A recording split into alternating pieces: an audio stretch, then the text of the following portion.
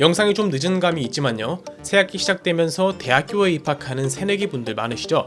본격적인 캠퍼스 라이프를 시작하기 전에 노트북 하나 마련하시는 걸 추천드립니다. 쓸 데가 정말 많거든요. 그런데 무지성으로 삼성, LG만 구매하는 분들이 많더라고요. 물론 국내 대기업 제품만이 줄 수 있는 이점도 많지만 좀 더 다양하게 시선을 넓힌다면 훨씬 자신에게 꼭 맞는 제품을 구매할 수 있죠. 우선 특별한 프로그램을 사용할 일이 없는 대부분의 인문계나 그 밖의 학과들은 큰 기능이 필요 없습니다. 문서 작업과 웹서핑, 영상 시청 정도면 충분하죠. 그 정도 스펙의 노트북이라면 꼭 국내 대기업 제품을 사지 않아도 충분히 고려할 만한 후보군이 많습니다. 그 중에 하나를 추천해야 한다면 아이디어 패드 슬림 5를 추천드리고 싶은데요. 사무용, 교육용으로 정말 가성비 좋은 제품입니다. 내장 그래픽 제품 중 15인치 이상에서 이만한 가성비가 없는데요. 게임용 목적이 아니라면 부족한 부분이 없습니다. 23년도 모델로 넘어오면서 많은 부분이 업그레이드 되었는데 특히 저전력 프로세서인 U9을 사용하다가 고성능 라인업인 H 모델로 바뀐 부분이 크죠. 무려 13세대 인텔 GPU i5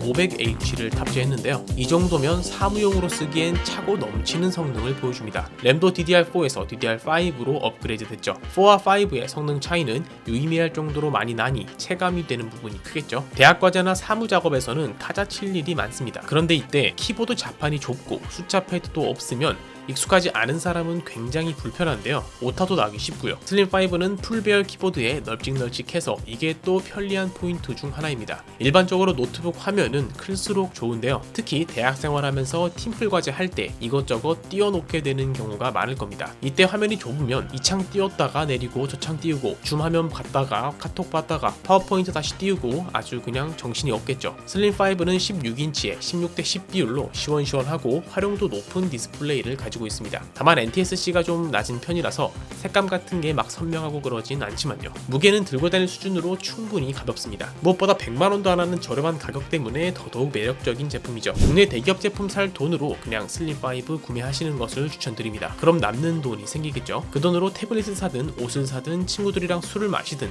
여러분 마음대로 쓰시면 되겠습니다. 배터리도 넉넉하고 100W PD 충전도 지원하니 가성비 좋고 완성도 높은 노트북을 찾으신다면 슬림5를 추천드립니다. 상품 클릭해서 본다고 돈 내는 거 아니니까요. 더 자세한 상품 정보를 알고 싶으시다면 하단 더보기란과 고정 댓글에 달린 링크를 통해서 상세 페이지를 확인해 주시기 바랍니다. 아 그럼 저거 사면 되는 거지? 하고 링크 클릭하려는 당신 잠깐만 기다려 주시기 바랍니다. 혹시 내가 게임 좋아하는 진성 게이머라면 살짝 이야기가 달라지거든요. 만약 앞서 말했던 기본적인 기능에 추가적으로 게임도 쾌적하게 즐기고 싶다 하시는 분들은 빅터스 15로 가시길 추천드립니다. 올해 24년 버전이 나오긴 했지만 비싸고 물량도 없어서 구하기 힘드니까요. 23년 버전을 추천드립니다. 12세대 i5 CPU와 4050 그래픽카드를 탑재했지만 100만원도 안 하는 가성비 좋은 노트북인데요. 게임 아주 잘 돌아갑니다. 롤, 피파, 메이플 같은 캐주얼 게임은 당연히 가뿐하고 배그나 디아블로4 같은 게임도 충분히 즐길 수 있는 스펙입니다. 144Hz 주사율로 끊김없는 부드러운 플레이가 가능하니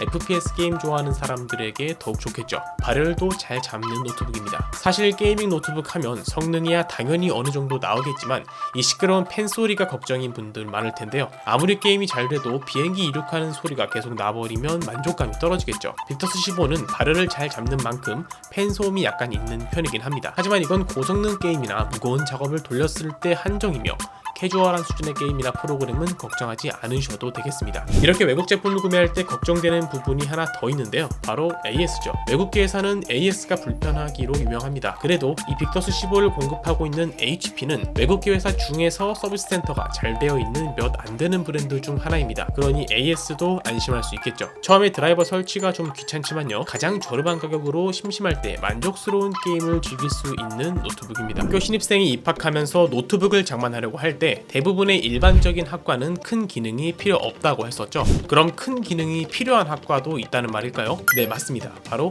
컴퓨터공학 같은 공대 계열이죠. 이런 공학 계열 학과는 수업에서 캐드나 마야, 스케치업 같은 3D 프로그램을 사용하는 경우가 많습니다. 이런 프로그램을 돌리려면 성능이 좀 나와주는 게 좋죠. 특히 무거운 작업일수록 끝내고 마지막에 렌더링 과정을 거치게 되는데 이 렌더링이 시간을 꽤나 잡아먹습니다. 성능이 좋을수록 금방 끝내버릴 수 있겠죠. 남들 1시간 기다릴 때 나는 30분 만에 끝낼 수 있는 겁니다. 컴퓨터 계열도 고성능 노트북이 어울리는데요. 앞서 말한 3D 프로그램은 CPU 성능이 중요합니다. 컴퓨터 공학 쪽도 CPU가 당연히 중요한데요. 거기에 추가적으로 그래픽 성능까지 챙겨야 합니다. 요즘 굉장히 뜨거운 AI 관련 작업들 있죠. AI 개발에서는 머신러닝이나 데이터 처리가 핵심 작업인데요. 이 작업은 CPU와 GPU 둘 다 엄청나게 성능을 잡아먹기 때문입니다. 추가적으로 멀티 작업도 많이 할 테니 램도 클수록 좋을 거고요. 그래서 관련 과에 입학하신 분들은 로그 스트릭스 G16을 추천드립니다. CPU i7 13500HX, 그래픽카드 4070으로 짱짱한 스펙을 가지고 있습니다. 게다가 TGP 140W의 먹스 스위치까지 지원하니 그래픽 성능은 제대로 끌어다 쓸 수 있겠죠. 이 정도면 필요한 작업은 충분히 돌릴 수 있을 겁니다. 그리고 이건 개인적인 경험이지만 컴퓨터 계열 학과생 치고 게임 안 좋아하는 사람 거의 못 봤는데요. 웬만한 게임 하고 싶은 만큼 마음껏 할 수 있는 스펙이 되겠습니다. 물론 게임은 성능뿐만 아니라 모니터 디스플레이도 중요한데 모든 게임을 마음껏 할 수 있다는 건 너무 섣부른 말로 들릴 텐데요. 사실 G16의 가장 매력적인 부분은 디스플레이에 있습니다. WQXGA 해상도의 240Hz 주사율, 500니트의 밝기를 자랑하는 모니터는 이 가격에서 나오기 힘든 퀄리티죠. 배터리도 대용량으로 넉넉하고요. 이렇게 좋은 제품이지만 그만큼 가격대가 있는데요. 이렇게 비싼 제품을 사면 혹여나 고장이 날까 조마조마할 겁니다. 가지고 다니다가 어디 부딪힐 수도 있고 떨어뜨릴 수도 있잖아요. 하지만 지금 소개해드리는 23년도 G16은 에이수스의 퍼펙트 워런티라는 제도로 제품을 구입하고 1년이 지나기 전에 파손되었다면 이유를 불문하고 100% 수리를 보장하고 있습니다. 정말 안심이 되죠. 퍼펙트 워런티의 더 자세한 정보는 링크를 통해 확인해보세요. 자판의 LED 디자인도 굉장히 예쁘니까요. 성능과 감성 둘 다 놓치지 않는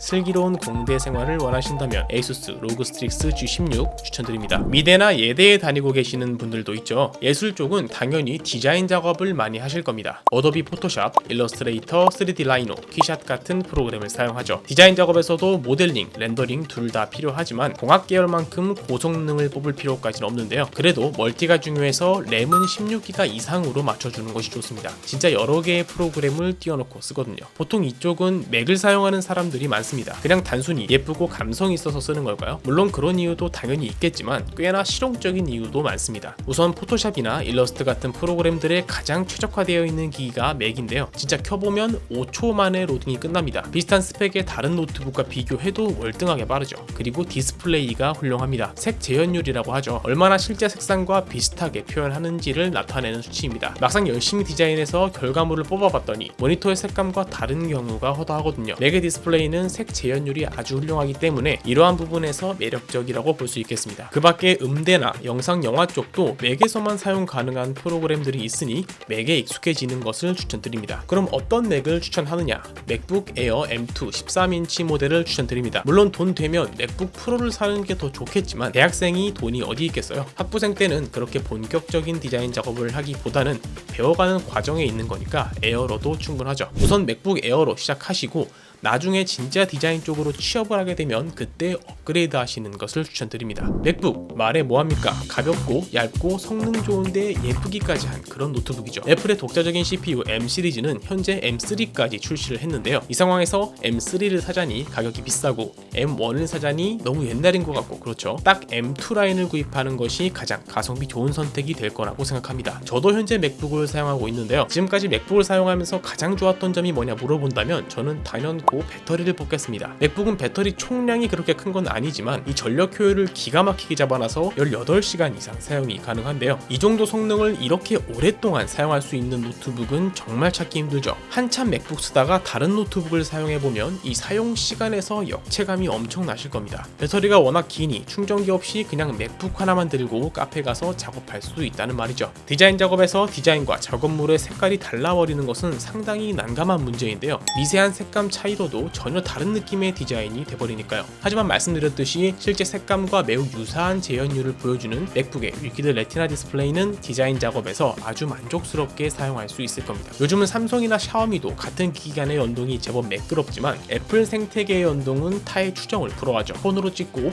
맥으로 편집하고 패드로 보내고 사진, 동영상, 작업 파일 뭐 하나 가릴 것 없이 스무스한 연동을 보여줍니다. 추가적으로 13인치가 너무 작아서 답답할 것 같다고 하시는 분들은 크기를 15인치로 가시는 것을 추천드립니다. 지금까지 가성비의 측면에 집중해서 국내 제품이 아닌 해외 제품들로 소개를 해드렸는데요. 나는 그런 거 모르겠고 그냥 삼성, LG 국내 대기업 제품 쓸래 하시는 분들도 있을 겁니다. 그렇다면 두 브랜드의 간판 모델인 삼성 갤럭시 북과 LG 그램 중에서 고민하실 텐데요. 두 모델 중 어떤 노트북을 사는 것이 더 좋을까요?